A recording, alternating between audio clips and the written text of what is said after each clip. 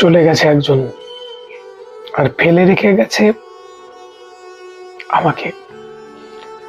মাঝে মাঝে বেশ ভাবতে ভালো লাগে যে মাঝরাতে বেশ ঘুমিয়ে ঘুমিয়ে থাকি আর ভাবি যে সব ঠিকই আছে। তারপর ভোরবেলায় যখন ঘুমটা ভাঙে তখন দেখি কিছুই ঠিক নেই, সব যেন ভেঙে গেছে। তারপর আর ঘুম আসে না, সেই অন্ধকার থেকে আর ঘুমাই না। এর মাঝেও বাঁচার ইচ্ছা হয়, জানেন, মাঝে মাঝে ইচ্ছে করে বাঁচতে।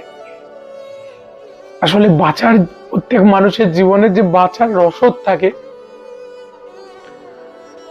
সেটাই হারিয়ে ফেলেছি। তবুও ইচ্ছে করে, তবুও মনে হয় সব ঠিকই আছে, তবুও চেষ্টা করি নতুন করে থাকার, নতুন করে বাঁচার। আর তার জন্যই আগামীকাল কলকাতা বইমেলা, সল্ট লেকে যেটা হয়, কলকাতা ইন্টারন্যাশনাল বুক ফেয়ার, ওখানে আসছি। যারা যারা দেখা করবেন আসবেন। দুপুর 2টো থেকে 4টে পর্যন্ত আমায় ফিরতে হবে, তো শরীরটাও ভালো নেই, আমার মেয়েকে নিয়ে যাব। আপনারা যারা যারা দেখা করবেন। আর আমার একটা নতুন বই বেরোচ্ছে কালকে ওখান থেকে, টেনশন মুক্তি।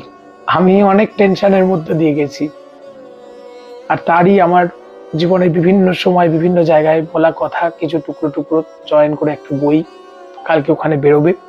আর স্বস্তি বার্তা সব বইপত্র ওখানে পাওয়া যাবে। আমি বলবো প্রত্যেকে আসুন, দেখা হোক অন্তত পক্ষে। আপনাদের নিয়ে বেঁচে থাকতে চাই, আপনাদের মাঝে আমি বাঁচতে চাই। আর যতগুলো দিন থাকবো আমি আপনাদের সঙ্গেই থাকবো। এইভাবেই যাত্রাপথ হোক। সবাই ভালো থাকবেন।